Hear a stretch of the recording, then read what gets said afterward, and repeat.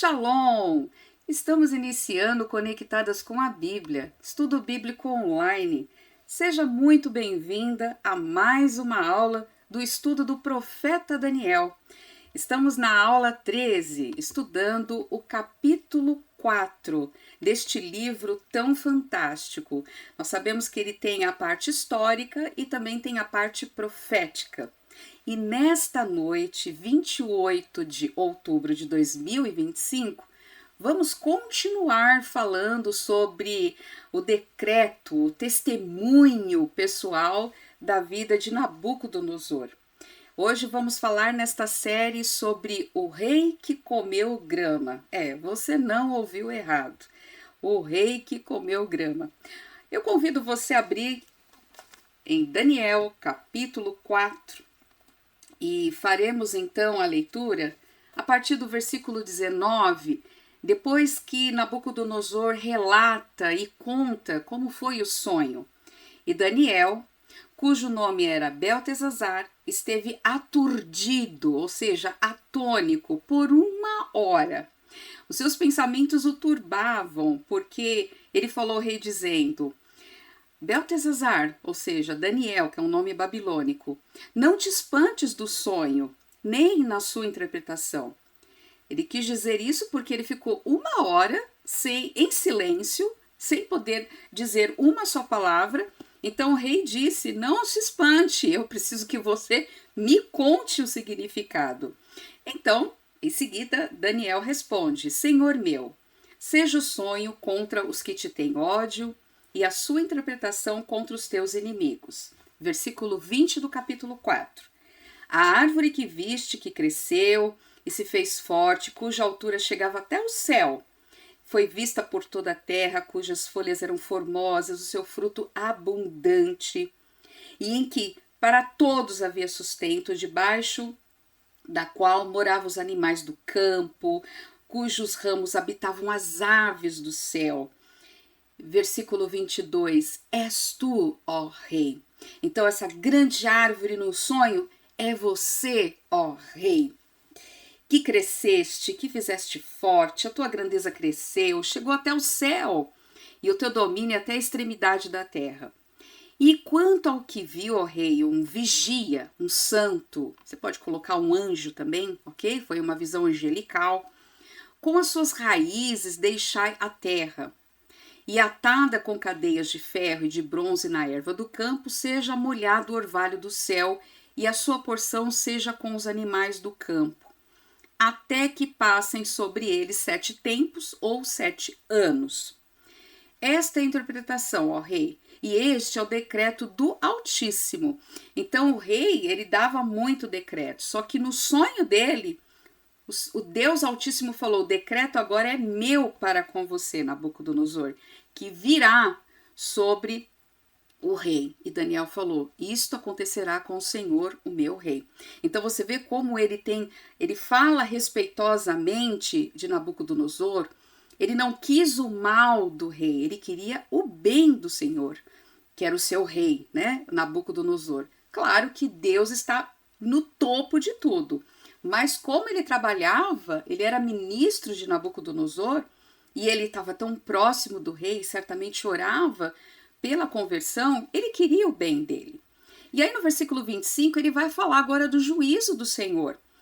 Nabucodonosor será tirado dentre os homens, a tua morada será com os animais do campo, te farão comer erva como os bois, e serás molhado do orvalho do céu, vão se passar 7 anos por cima de ti, ou seja, você vai ficar no chão, né? Todo esse orgulho, esse ego, vai cair tudo por terra. Até, aí você grifou na sua Bíblia, esse até quer dizer, tempo. E no caso, nós sabemos que o tempo aqui é 7 tempos ou 7 anos. Até que você conheça que o Altíssimo tem domínio sobre o reino dos homens e o dá a quem quer. Você já grifou esse versículo no seu capítulo 4 aí na Bíblia? Então anote, para você sempre lembrar que Deus é que tem o domínio sobre o reino dos homens e ele dá a quem ele quer. Isto vale para hoje também. Voltando aqui para Daniel, versículo 26. E quanto ao que foi falado, que deixa o tronco, quer dizer, corte essa árvore, toda essa formosura, mas deixa o tronco com a raiz. Ah, então não foi cortado mal pela raiz, no sentido assim, vamos dizer, ilustrativo, porque Deus ia trabalhar. Quando não se tira a raiz da terra, é porque há esperança de que passe um tempo para que ela possa novamente florescer, verdejar. E era isso que Deus queria fazer com Nabucodonosor, tal como essa árvore. Ele não tirou pela raiz, ele falou, eu tenho um propósito ainda na sua vida, Nabuco, e é assim que eu vou trabalhar com você, é desta forma, com juízo, porque você não quis dar ouvido. O verbo ouvir na Bíblia é uma coisa espetacular. É muito importante darmos ouvido à voz de Deus. E ele estava desprezando, né? Então ele fala, quanto ao que foi falado, deixa o tronco com as raízes, a árvore do teu reino voltará para ti. Olha lá. Então há esperança que depois desse tempo ele teria novamente a sanidade, ele voltaria a ter a percepção de ser uma pessoa e principalmente reconhecer que Deus domina tanto no céu como na terra e dá o seu reino a quem quer. No versículo 25 diz isso. O reino voltará para ti depois que tiveres conhecido que o céu é que reina. E não aqui a Babilônia na terra, mas é o céu que reina. E porque o céu reina, é porque o Senhor, então, permitiu que ele pudesse governar. Versículo 27, Daniel aqui faz, então, um evangelismo explosivo e pronto. Ele deixa de ser um profeta e passa a ser um evangelista. Eu vou dizer mais, ele passa a ser um amigo, porque olha a intimidade que ele tem. Quer dizer, Senhor, permita-me te dar um conselho? Vem cá, ó rei. Olha, aceita o meu conselho, coloca fim nos teus pecados. Olha isso, gente. Pratique a justiça. Quer dizer, pare com o pecado e pratique a justiça. Quando nós estudamos Romanos, nós vimos que justiça é o Senhor Jesus Cristo. Romanos 10, 17 diz, porque o fim da lei é Cristo, para a justiça de todo aquele que crê. Coisa maravilhosa. E aí ele fala, as tuas iniquidades, usa de misericórdia, para com isso, de ser injusto para com os pobres. Talvez se prolongue a tua tranquilidade. Todas estas coisas vieram sobre o rei Nabucodonosor. Agora você vê que a partir do versículo 28 e o 29, a gente vê que agora é Daniel que está narrando, porque nos primeiros versos é ele contando, depois Daniel interpretando, e agora aqui está na terceira pessoa. Todas essas coisas vieram sobre o rei Nabucodonosor. Já não está mais na primeira pessoa? Volte, por favor, no verso 1. Nabucodonosor, rei a todos os povos, nações e língua que moram em toda a terra, paz vos seja alargada. E aí ele fala, pareceu-me bem, pareceu-me, tá na primeira pessoa. Já aqui no 28 já tá na terceira pessoa. Ele narra. Então ele pode ser quem? Daniel. Então vamos lembrar daqui, deixa eu passando aqui a próxima.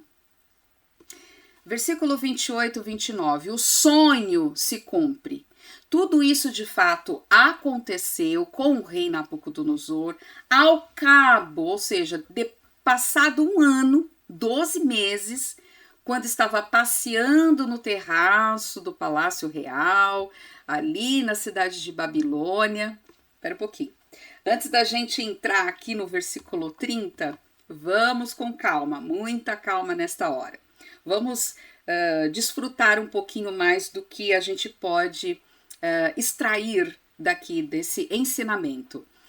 Vamos imaginar esta cena. Nabucodonosor, ele recebeu um conselho de Daniel há quanto tempo mesmo? 12 meses atrás, né? Vamos ver, do ponto de vista humano, Nabucodonosor, ele tinha todo motivo para quê? Para acreditar na sua própria propaganda. Até gaguejei. Ele provavelmente era o maior empreendedor da antiguidade. A maioria dos tijolos recuperados da região da antiga Babilônia, que hoje é o atual Iraque, foram estampados com a inscrição: Eu sou Nabucodonosor, rei da Babilônia, como se fosse um selo lá, né? Uma assinatura dele. Então ele passeava sobre o topo do Palácio Real, olha a grandiosidade dele, como ele se sentia. E, sinceramente, ele estava passeando sobre o topo do mundo. Então vamos imaginar ele caminhando, né? Todo orgulhoso, todo cheio de si, caminhando lá em cima. Aí diz o verso 30 na palavra de Deus: Falou o rei dizendo: Não é esta a grande Babilônia que eu, grifa esse eu, edifiquei para a casa real com o meu, ó, o pronome possessivo, meu, para minha satisfação, para minha realização e para que todos vejam que eu tenho poder. E eles se consideravam, nós sabemos, como deuses. Então tudo isso foi uma afronta a Deus. Desprezou totalmente o conselho que Daniel havia dado no versículo 27. Ele fala: meu grandioso poder e para a glória da minha majestade. Olha, a gente só vê aqui o ego sobressaindo e nada de arrependimento, nada de dar ouvidos à palavra de Deus através do profeta Daniel, que aconselhou, que avisou o rei. E aí nos versos 28 e 29, passaram-se um ano, a visão é executada, ou seja, o cumprimento da visão. O rei foi deposto e foi humilhado. O rei desconsiderou o conselho de Daniel e o Senhor, vamos lembrar, ele deu ainda um tempo. Olha como Deus é paciente. Ele deu 12 meses para ele pensar, né? Reconsiderar sobre o seu eu, a sua autossuficiência. Foi tempo suficiente, vocês não acham? Um ano para você pensar, já sabendo que viria um juízo. Então, primeiro Deus avisa e depois vem o juízo. Nunca Deus vai disciplinar sem antes avisar. O aviso vem primeiro e depois, se a pessoa não teve uma prostração, se não teve um arrependimento genuíno, se não houve uma mudança de mente, que é a metanoia, aí então o Senhor entra com a disciplina. Nabucodonosor, ele toma toda a glória para ele mesmo. E nós vemos nos versos 30 a 31. Então isso trata do quê? Da vaidade do rei e zero arrependimento. Nabucodonosor se declara o quê? Rival de Deus. Não é esta a grande Babilônia que eu edifiquei? Nabucodonosor continua no seu pecado. Eu na frente, eu edifiquei para a morada da casa real, com a força do meu poder, para a glória da minha majestade. Ficou evidente no verso 30. Então, claramente, a gente pode observar o quê? Que não houve arrependimento, ele toma toda essa glória para si. E a carta de 2 Timóteo, capítulo 3, o apóstolo Paulo fala sobre os amantes de si mesmo. Deixa eu ler aqui pra gente agora. 2 Timóteo 3. Sabe, porém, que nos últimos dias haverá tempos difíceis, pois os homens amarão a si mesmo. Em outras versões, na corrigida, ela está como amantes de si mesmo.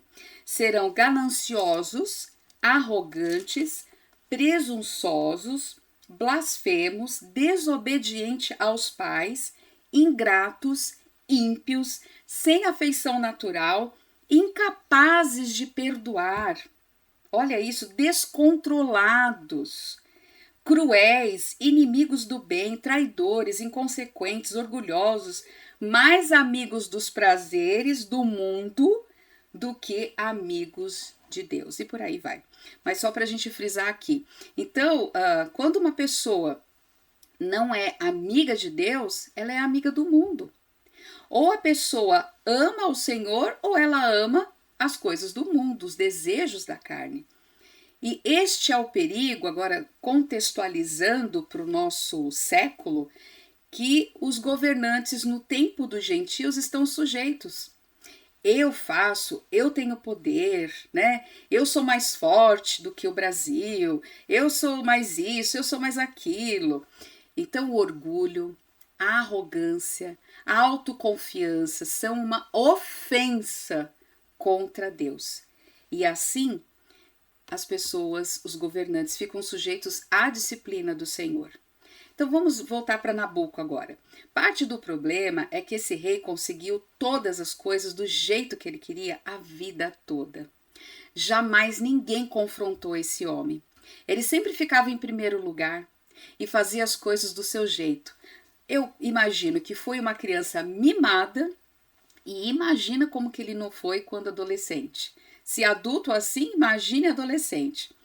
Até onde ele sabe, aquilo que Daniel disse há 12 anos atrás, que está no versículo 27, que foi o conselho, né? O ponto alto aqui de Daniel, um conselho de amigo.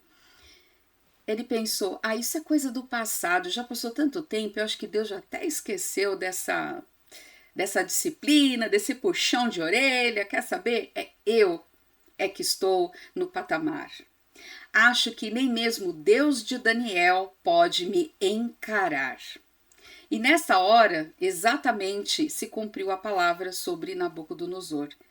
E precisamente nesse instante, Deus diz nos versos 31 e 37, ainda estava a palavra na boca do rei quando caiu a voz do céu, lembra? Bat-Kol, é a voz divina, é a voz do Senhor. A ti se diz, ó rei Nabucodonosor, passou de ti o reino. Quer dizer, foi tirado o reino de ti. O limite foi até aqui, 12 meses. Você não se arrependeu? Tirou. Porque Deus, ele cumpre a sua palavra. Versículo 32. Você vai ser tirado dentre os homens, a sua morada será com os animais do campo, far-te-ão comer erva como os bois, e passar-te-ão 7 tempos sobre ti, até que conheças que o Altíssimo domina sobre o reino dos homens e o dá a quem quer. Então, reforçando o versículo 25. E na mesma hora se cumpriu essa palavra sobre Nabucodonosor, que foi tirado, ele foi expulso dentre os homens e passou a se alimentar da erva do campo. A voz do céu, passou o reino de ti. E tudo por causa do quê? Da soberba. Vamos só lembrar que a profecia bíblica, ela tem vários objetivos. Primeiro, a profecia, a palavra de Deus, ela quer nos conduzir a quê? Ao conhecimento de Deus. Então, João 13:19, vocês lembram dessa cena quando o Senhor Jesus Cristo lava o pé dos discípulos? Ele está a caminho prestes a ir para a cruz, mas ainda ele faz esse ato, né, de lavar os pés dos discípulos, limpar os pés os pés sujos da criação dele, né, porque foi Deus quem nos fez. Então Jesus diz, versículo 19 do capítulo 13 de João, digo-vos isso desde já, antes que aconteça, para que quando acontecer, quer dizer, que eu vou ser entregue, eu vou ser crucificado, vou ressuscitar, vocês vão ficar sozinhos um tempo, e aí eu volto para vocês, e fico mais um tempo e depois vou ser assunto para os céus. Mas para que vocês creiam que eu sou Jeová, eu sou o Senhor. Então, o conselho do Senhor é conduzir os discípulos ao conhecimento de Deus. E Jesus é Deus. Segundo, a profecia quer nos chamar ao arrependimento dos pecados. Lembra de João Batista? Arrependei-vos, arrependei-vos. Em Atos dos Apóstolos nós também vemos os discípulos, arrependam-se para que sejam cancelados os vossos pecados. E o profeta Isaías, vamos ler aqui, profeta Isaías, Isaías capítulo 55, é o convite para a salvação. É um capítulo lindo, maravilhoso, e merece que façamos a leitura dos versos 6 e 7. Buscai o Senhor enquanto se pode achar, busque, é tempo. Então aproveite o tempo, aproveite a oportunidade, busque o Senhor. Invoque, ou seja, chame o nome do Senhor enquanto ele está perto. E a Bíblia diz, todo aquele que invocar o nome do Senhor será salvo. Versículo 7, o ímpio deve deixar o seu caminho, ou seja, se arrepender, deixe esse mau caminho. Foi o conselho que Daniel deu a Nabucodonosor. E o homem mau deve deixar os seus pensamentos maus. Volte-se para o Senhor, né? Tem que haver uma conversão, porque ele vai se compadecer. Volte-se para o nosso Deus, porque ele é rico em perdoar. Olha isso, gente. Ele dá perdão a todos e gratuitamente. É só você chamar o nome dele, que ele vai te tirar dessa dívida infinita do pecado. Ele tira isso, porque o Deus eterno, ele cancelou a dívida do meu e do seu pecado morrendo lá na cruz do Calvário. E a profecia bíblica também tem o objetivo do quê? De chamar-nos a um encontro com Deus. Chamarmos para honrar e adorar a Deus. Aí tem as referências aqui que eu não posso ler, depois você lê com calma. Conduzir-nos a uma plena confiança na palavra de Deus, profeta Jeremias 44, 28. Vamos lembrar que toda a escritura, de Gênesis a Apocalipse, ela é inspirada por Deus, é útil para o ensino, para repreensão, correção, para instrução na justiça. E a justiça é quem? O Senhor Jesus. Tudo nos leva para a palavra de Deus, e a palavra de Deus é o Senhor Jesus, o verbo que se fez carne. Então, as profecias, elas são o quê? Cumpridas, são o selo de Deus na Bíblia. Agora em Lucas, agora para o Evangelho de Lucas, o Senhor Jesus diz, se alguém quer vir após mim, negue-se a si mesmo, tome a sua cruz e siga-me. Ou seja, nós devemos nos despir do velho homem com todas essas paixões enganosas e nos revestir. Quer dizer, é uma nova vestimenta do quê? Do novo homem. E é isso que acontece quando houve uma conversão na vida de um homem, de uma mulher, de uma criança, enfim, não importa a idade. Deus quer que nos despirmos daquilo que é velho e nos revistamos daquilo que é novo, que é criado segundo Deus, em justiça, retidão, tudo procedente da verdade. Isso está em Efésios capítulo 4, dos versos 22 ao 24. E esta é a caminhada diária cristã. Tira a roupa velha e se revista da roupa nova. Agora somos uma nova criatura. Devemos viver em novidade de vida. Não adianta ficar olhando para trás, para sua velha natureza. Ela está morta. Não deve alimentar defunto. Defunto não se alimenta. Você tem uma nova vida, você deve se alimentar daquilo que é a vitamina nossa, é Bíblia e oração. Eu falo Bíblia, a vitamina BO, né? Bíblia e oração. Você já tem esse alimento? Temos que se alimentar todos os dias. Despojar-se do velho homem é o equivalente a quê? Isso é importante, porque quando eu estou tirando essa roupa velha, rasgada, suja, fedida, né? Então, eu estou negando a mim mesma. Eu estou renunciando o meu eu. E estou deixando que Cristo vive em mim. Por quê? Porque eu estou me revestindo daquilo que é novo. Sabe, uma roupinha bem limpinha, lavada. Nem comparo com uma roupinha limpinha, eu digo com uma roupa nova. Não é gostoso uma roupa nova, gente? Aquele cheiro de novo, que nunca ninguém vestiu e que você está vestindo. É isso que Deus quer nos dar. E a gente fica vasculhando na gaveta de roupa velha, rasgada, com furinho. Gente, para com isso. É se despir do velho e se revestir do novo. Nossa, depois dessa até eu vou dar uma limpa no meu guarda-roupa. Mas falando da vida espiritual, revista-se do novo homem. Isso está envolvendo o quê? Envolve em tomar a cruz, tomar a sua cruz, eu tomo a minha cruz, você toma a sua cruz, e seguir a Cristo. Estou seguindo a Jesus Cristo. Deste caminho eu não desisto. Atrás o mundo, Jesus à frente. Vamos embora e vamos avante.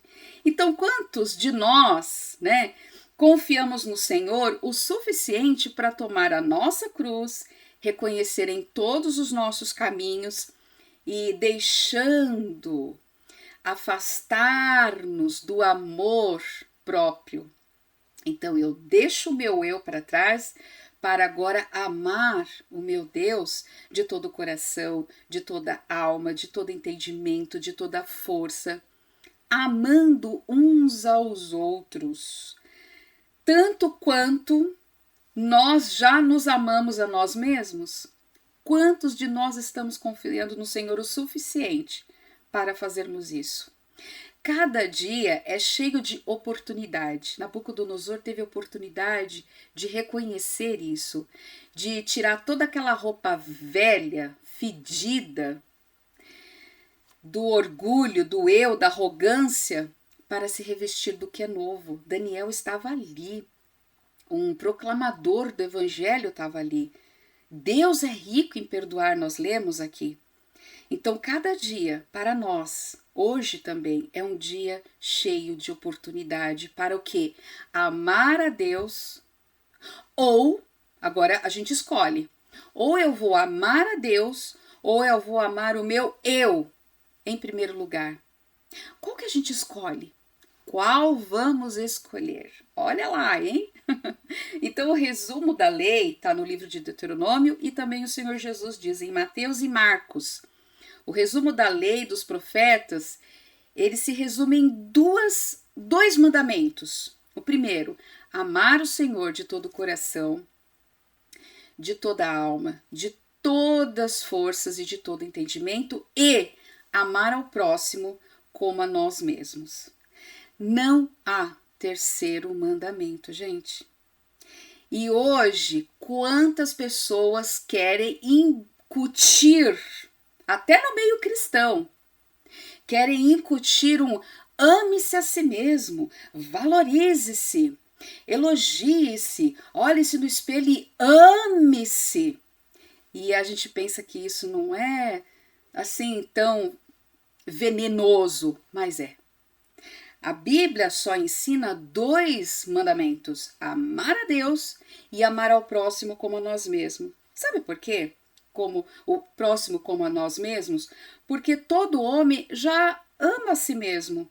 Naturalmente, nós já queremos cuidar do nosso corpo, da nossa vida. Então, isso já é natural do ser humano. Mas não a ponto de você pensar somente em você, como hoje a sociedade leva para este lado. E para falar de amor próprio, a gente tem que ir para o livro de Origens. É claro, o livro de Gênesis. A gente lembra que o ego, não era um problema até a queda. Houve a queda ali no Jardim do Éden. Deus deu uma ordem. Eles podiam comer livremente de toda a árvore do jardim, mas da árvore do conhecimento do bem e do mal não deveriam comer, porque no dia em que dela comerdes, certamente morrerás. Essa foi a ordem de Deus. E eles falharam.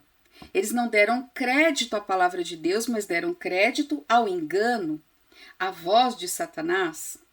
Então, o comer do fruto da árvore do conhecimento do bem e do mal não trouxe sabedoria, como a serpente falou.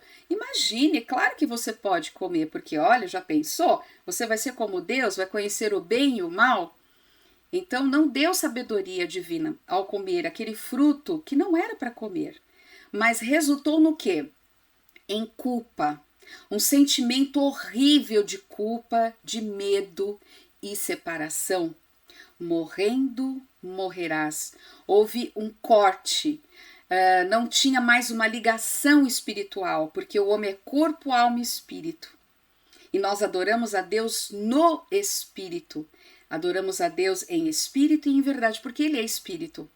Então houve um rompimento com o pecado. E aí entrou o quê?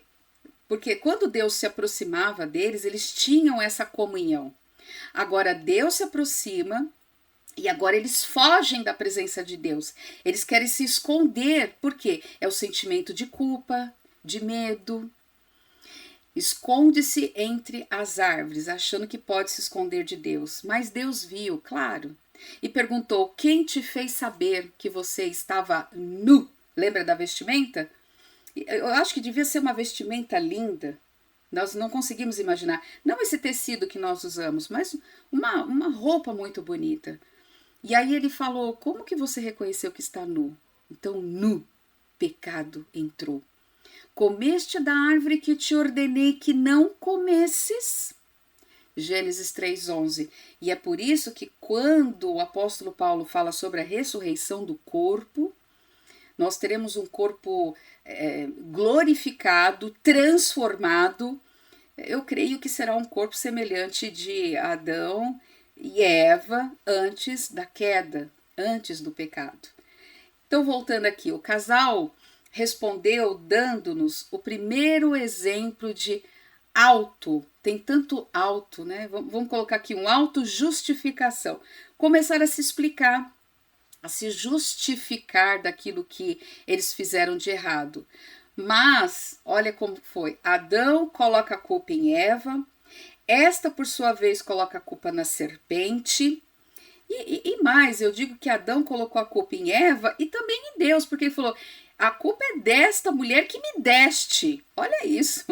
E aí Eva joga para a serpente. Então um ficou jogando para o outro. Mas quem é o culpado? Eu tenho que olhar para mim. Hoje nós estamos tão descontrolados, a sociedade está tão maluca, que ela vai encontrar o culpado assim como esse casal fez.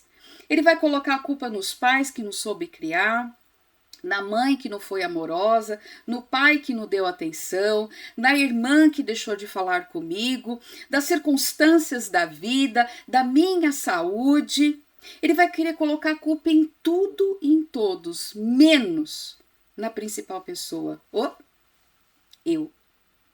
Quando eu reconheço que eu sou culpada, as coisas mudam.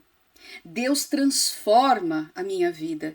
Ele é rico em perdoar. Ele derrama o seu amor e o seu perdão na minha vida. É como se eu me olhasse no espelho e eu estou me vendo toda suja do pecado. Mas Deus não me vê suja. Deus não me vê com imperfeições. Deus não me vê assim. Por quê? Porque hoje eu sou uma nova criatura em Cristo Jesus. E quando Deus olha para mim, Ele está vendo Cristo em mim. Olha isso! Não é formidável isso? Então nós temos que entender que eu preciso reconhecer o meu erro. É a mesma coisa, quando nós pecamos, na carta de João, ele fala: se confessarmos os nossos pecados, ou seja, se eu admitir, se eu disser, sim, Senhor, é verdade, eu realmente fiquei irada com tal pessoa, porque ela levantou a voz para mim, e dá nome para o pecado. Então, reconheça que o erro, a culpa é minha, é pessoal, é individual, não fica apontando para os outros. Reconheça os seus erros. E foi isso que Daniel falou: aceita o meu conselho, reconheça que você é pecador. Declare-se para Deus que você precisa dele. Então, o fruto do conhecimento do bem e do mal gerou o quê? No Jardim do Éden, o ego começou ali, gente. Pecaminoso, representando pelo amor próprio. Eu tô afim mesmo, é bonito, né? Eva poderia ter pensado. Eu tô com uma vontade de dar uma mordida nesse fruto do conhecimento do bem e do mal. O cheiro tá uma delícia, tá tão apetitoso. Quero saber mais de mim. Então foi aquele momento eu. Autoestima, quanto autoestima. Livros de autoajuda. Se vocês lembrarem de mais algum, se quiser escrever no chat, autoaceitação, autojustificação. Foi lá que tudo começou, gente. Hipocrisia, lá no Éden. Autodifamação, autopiedade e outras formas de autofocalização e egocentrismo. O importante é você se amar. O importante é você fazer o que vem na sua cabeça. Faz o que manda o seu coração. Quantas pessoas não dão esse conselho, gente? Profeta Jeremias, sabe o que ele fala sobre isso? Nosso coração é enganoso. Ele é corrupto. Ele é desesperadamente corrupto. E as pessoas dão conselhos. Faça o que o seu coração mandar. Olha isso. Olha o perigo. Então a gente tem que ser prudente neste presente século, né? E voltando aqui para Nabucodonosor. Quando Deus fala para ele, já passou de ti o reino, você vai ser expulso entre os homens, a sua morada será com os animais do campo, far-te-ão comer ervas como boi, vai se passar 7 tempos por cima de ti. Então, lembrando que nós, seres humanos, fomos criados para adorar a Deus. Quando nós erguemos o nosso olhar para cima, nós levantamos o olhar, contemplamos os céus e sabemos que o céu é o lar especial de Deus e que Ele assiste todas as coisas. Então nós podemos erguer o olhar para orar, para louvar o Senhor, bendizer o seu nome. Agora, um animal não faz isso. Nós somos racionais. Animal é irracional. Animal foi feito para olhar para o chão. E aí, ele fala, e tudo isso vai acontecer com você até que você aprenda que o Altíssimo, olha que lição, 7 anos, até que você aprenda que o Altíssimo tem domínio sobre o reino dos homens e o dá a quem quer. No mesmo instante se cumpriu a palavra sobre Nabucodonosor e ele foi expulso dentre os homens e ele passou a comer a erva como os bois. O corpo dele foi molhado do orvalho do céu até que lhe cresceram os cabelos como penas de águia e as suas unhas como das aves. Está transcrito os versículos 31 a 33. Então pensa que Nabucodonosor, uns estudiosos dizem que ele sofreu de licantropia.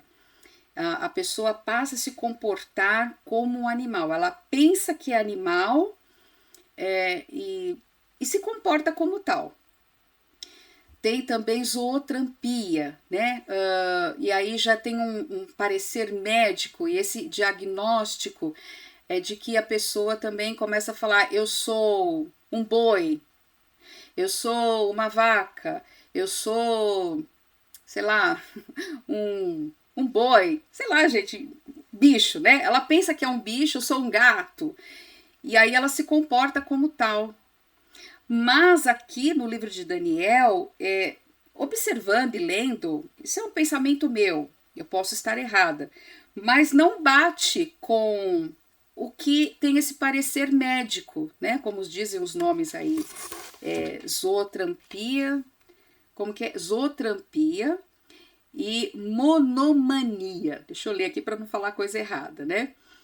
É uma manifestação muito rara que acontece com as pessoas. Então, olhando aqui para o livro de Daniel, de fato, o corpo dele sofreu uma alteração. Deus fez isso para dar uma lição neste rei que era tão soberbo, tão arrogante. Então, não está nem licantropia, deixa eu ler o nome aqui de novo, zoantropia, e nem tampouco monomania. Mas a gente vê que se uma pessoa hoje tem esse problema, esse distúrbio, enfim, esse transtorno mental, esse aqui de Daniel, para mim aqui tá inédito, gente, uma pessoa se transformar. A gente vê no folclore um homem que fala que é um lobisomem, aí olha a lua cheia à meia-noite, né? A gente sabe que isso é fábula, né? São mitos. Mas aqui é real. O Senhor realmente transformou, cresceu pelo no corpo dele durante 7 anos. Ele se comportava como um animal. Então você imagina, vamos levar o chá da tarde para o rei Nabucodonosor. Não, ele não sabe o que é pegar um pirex, uma xícara e tomar um chá de lixia. Ele não sabia, ele não se comportava como ser humano. Mas se você colocasse grama, ele ia devorar, como um boi. Ele ia comer. Então houve realmente, o cabelo cresceu, penas de águia, suas unhas. Então isso aconteceu e a palavra de Deus ela é fidedigna, né? A gente confia porque é inspiração do Senhor. Então, voltando, o versículo 28 até o 33, a gente vê o tratamento do rei. Na mesma hora, a palavra se cumpre quando ele está soberbo, arrogante. Ele foi expulso no meio dos homens e começou a comer grama com os bois. E aí a gente tem essa frase. Eu coloquei aqui para a gente meditar, né? Quem não ouve a palavra de Deus, pasta na vida, não é? Apesar dele ser advertido, ele não se arrependeu. E por isso aconteceu desta forma, essa lição, essa disciplina do Senhor. E Provérbios 16:18 diz: a soberba procede à ruína, e a altivez do espírito precede o quê? A queda. Houve uma queda, tanto lá no Jardim do Éden, porque desprezou a palavra, e a gente viu uma baita queda deste rei que se sentia o maior de todos, porque ele não olhou para Deus, ele não se prostrou diante de Deus, de tudo que aconteceu na vida dele. Para a gente encerrar, eu gostaria de lembrá-las de Lucas capítulo 10, dos versos 30 a 37, que fala da parábola do bom samaritano. Então a gente vê a atitude de 3 pessoas. Primeiro, os assaltantes. Os assaltantes pensavam da seguinte maneira: o que é meu, o que é teu deve ser meu também. Então, esse tipo de mentalidade dos assaltantes, ele olha para o próximo com a intenção de tirar vantagem dele. Está certo que pouco de nós chegaríamos ao ponto de assaltar alguém ou machucar a vida de uma pessoa. Mas quantas vezes não nos aproximamos de uma pessoa para conseguir algo para nós mesmos, para tirarmos vantagem do próximo? Cobiçar aquilo que é dos outros, sentir inveja do sucesso da pessoa, da profissão, da casa, da família. Então, essa é uma mentalidade dos assaltantes, anote aí, egoísta. Sempre nos levará para longe de Deus e para longe de qualquer felicidade, longe de Deus, tudo fora de Deus. Aí também tem o pensamento do levita. O levita, que é um sacerdote, né? Que também viu o homem que estava ferido, ele saiu caminhando. E o pensamento dele é: o que é meu, o que é seu, ou seja, cada um cuida da sua vida. Então, isso representa o quê? Pessoas religiosas que conhecem a palavra de Deus detalhadamente, mas não entende o real sentido da palavra. Provavelmente, o homem que foi assaltado na parábola estava sujo de sangue, estava ferido, precisando de ajuda. Se os religiosos tivessem tocado nele, ficariam impuros. Era isso que eles pensavam, eles eram legalistas, né? Tinha todo um cerimonial de lavar as mãos, então eles não poderiam entrar no templo e por isso eles preferiram passar a largo, como diz, né? Eles passaram do outro lado, ou seja, cuidar da sua própria vida. Problema dele que se machucou, eu é que não vou ficar impuro. Então, muitas vezes, nós também nos esquivamos daqueles que precisam de ajuda, porque não queremos tocá-los, chegar perto, nos aproximarmos.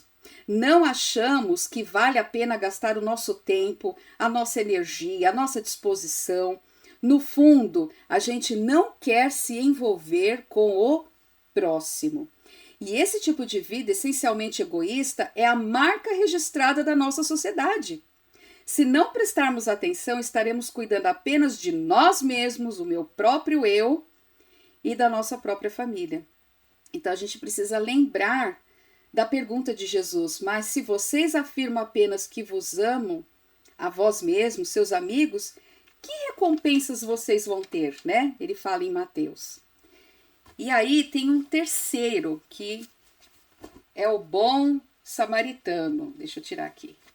O bom samaritano, nessa parábola, é o único que vai ajudá-lo. Então aqui, ó.